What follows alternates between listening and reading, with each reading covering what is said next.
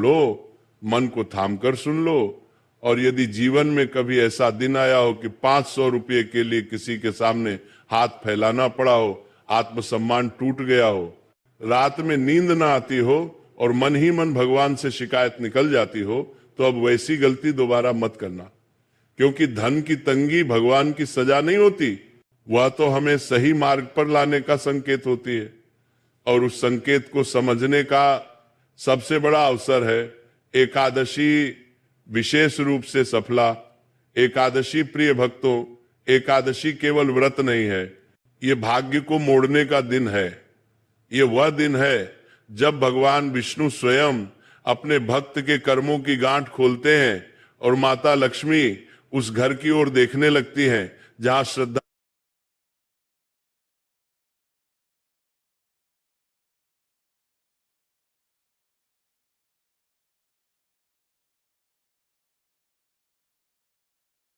होती है, दिखावा नहीं।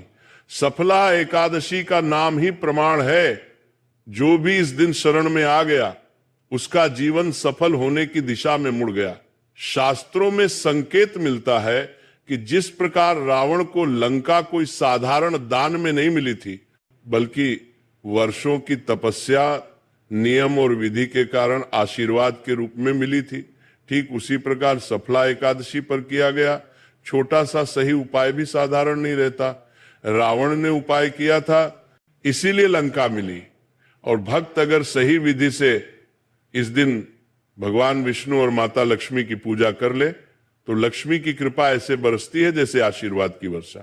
प्रिय भक्तों, याद रखिए, लक्ष्मी अचानक नहीं आती, वह संतुष्ट होकर आती है। और संतोष उन्हें वही मिलता है जहां एकादशी के दिन भाव शुद्ध होता है। न बड़ी सामग्री चाहिए, न भारी खर्च। शास्त्र कहते हैं एक मुट्ठी सही भाव से अर्पित की गई वस्तु लाखों के दान से अधिक फल देती है। और उसी एक मुट्ठी में छिपा है वह रहस्य धनिया का उपाय। अब जो बात मैं कहने जा रहा हूं उसे हल्के में मत लेना। ये कोई लोक कथा नहीं है, ये कोई मनगंत उपाय नहीं है। ये वह रहस्य है जो शास्त्रों के भाव में छिपा हुआ है और जिसे समझ लेने के बाद मनुष्य जान जाता है कि उसके जीवन में धन क्यों रुकता है और कैसे चलता है। लोग अक्सर कहते हैं, महाराज मेहनत पूरी है, ईमानदारी पूरी है, फिर भी लक्ष्मी क्यों नहीं ठहरती। सुनो, मेहनत से धन आता है लेकिन लक्ष्मी भाव से आती है। विष्णु पुराण के भाव में कहा गया है कि भगवान श्री हरि इस संसार का संचालन केवल कर्म से नहीं करते, वे कर्म के पीछे छिपे भाव को देखते हैं। जहां भाव शुद्ध होता है वहां साधन स्वयं मार्ग खोज लेते हैं। और एकादशी वही दिन है जब भाव सबसे अधिक शक्तिशाली होता है, क्योंकि इस दिन इंद्रियां शांत होती हैं, मन झुकता है और अहंकार स्वतः गलने लगता है। अब धनिया की बात सुनो, शास्त्रों में किसी भी वस्तु का चयन यूं ही नहीं किया गया। हर पत्ता, हर बीज, हर द्रव्य अपने भीतर एक तत्व लेकर चलता है। धनिया का संबंध केवल स्वाद से नहीं है, इसका संबंध धन तत्व से है। लक्ष्मी पुराण के भाव में यह संकेत मिलता है कि जिन वस्तुओं का नाम, गुण और प्रभाव तीनों एक ही दिशा में प्रवाहित हों, वे लक्ष्मी को शीघ्र आकर्षित करती हैं। धनिया नाम में ही धन, गुण में भी धन और प्रभाव में भी धन। प्रिय भक्तों, बीज का स्वभाव समझो। बीज छोटा होता है लेकिन उसके भीतर भविष्य छिपा होता है। धनिया बीज है। जब इसे श्रद्धा से अर्पित किया जाता है तो यह केवल रसोई का पदार्थ नहीं रहता, यह संकल्प का बीज बन जाता है। और संकल्प जब भगवान विष्णु के चरणों में जाता है तो वह खाली नहीं लौटता। एक कथा और सुनो, यह कथा किसी राजा की नहीं है, यह कथा एक सामान्य स्त्री की है।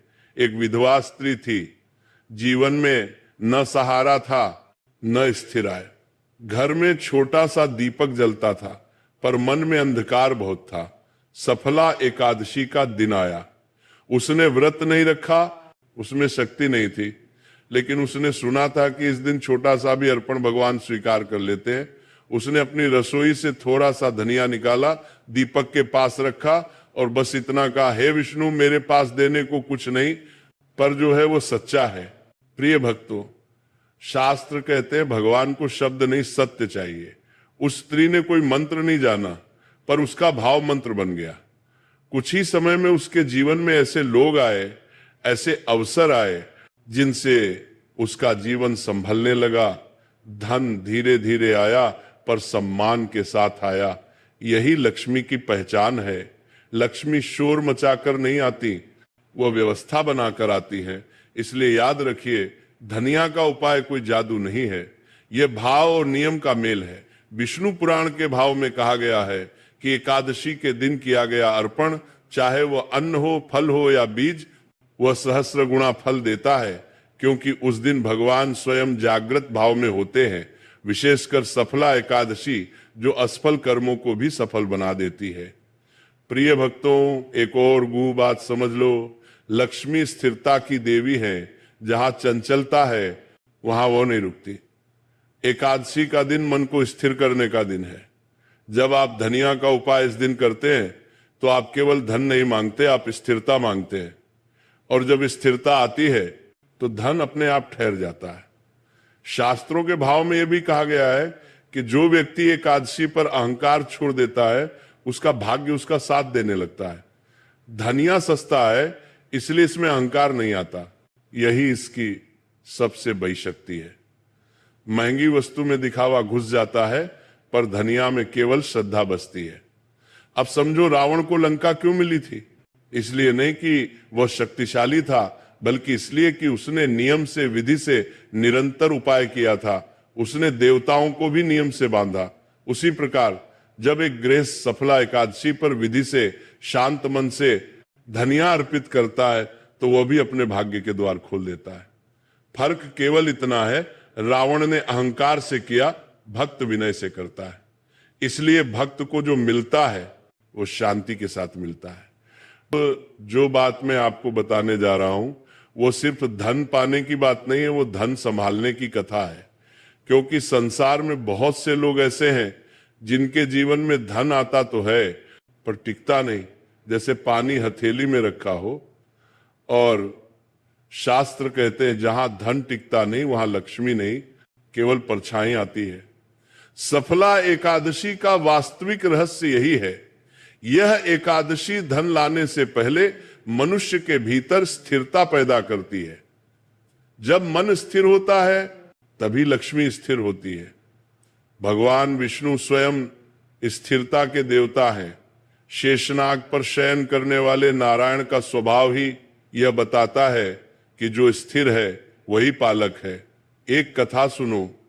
एक व्यापारी था, परिश्रमी, समझदार, पर उसका जीवन कर्ज में ही बीत रहा था। जैसे ही कुछ पैसा आता, कोई न कोई खर्च, कोई न कोई बाधा सामने खड़ी हो जाती। वो कहता, महाराज लगता है मेरे भाग्य में ही छेद है। संत ने कहा, छेद भाग्य में नहीं, भाव में है। तुम कमाने की सोचते हो, संभालने की नहीं। संत ने उसे सफला एकादशी का उपाय बताया। कहा, इस दिन धनिया और दीपक साथ रखकर भगवान विष्णु और माता लक्ष्मी का स्मरण करना। व्यापारी ने वैसा ही किया। कोई दिखावा नहीं, कोई भय नहीं, बस दीपक, धनिया और शांत मन। उस रात उसे पहली बार वर्षों बाद नींद आई। यही पहला संकेत था, क्योंकि जब मन सो जाता है तब भाग्य जागता है। प्रिय भक्तों, शास्त्रों के भाव में कहा गया है कि दीपक अंधकार नहीं, अज्ञान को जलाता है। और धनिया संकल्प का बीज है। जब दोनों एक साथ होते हैं तो मनुष्य का दुर्भाग्य पिघलने लगता है। लक्ष्मी पुराण के भाव में संकेत है कि जहां दीपक के सामने श्रद्धा से बीज अर्पित होता है वहां लक्ष्मी देर तक टिकती है। अब समझो, धनिया का उपाय केवल लेने का नहीं, देने का भी अभ्यास है। एक मुट्ठी धनिया देकर मनुष्य यह स्वीकार करता है कि हे प्रभु, जो कुछ है वह तेरा है। यही स्वीकार भाव को शुद्ध करता है। और भाव शुद्ध हुआ तो कर्म अपने आप सुधर जाते हैं। एक और कथा सुनो। एक परिवार था जहां रोज झगड़ा होता था, धन आता था, पर साथ में क्लेश भी आता था। सफला एकादशी पर घर की स्त्री ने चुपचाप धनिया का उपाय किया, किसी को बताया नहीं। कुछ समय में घर का वातावरण बदलने लगा।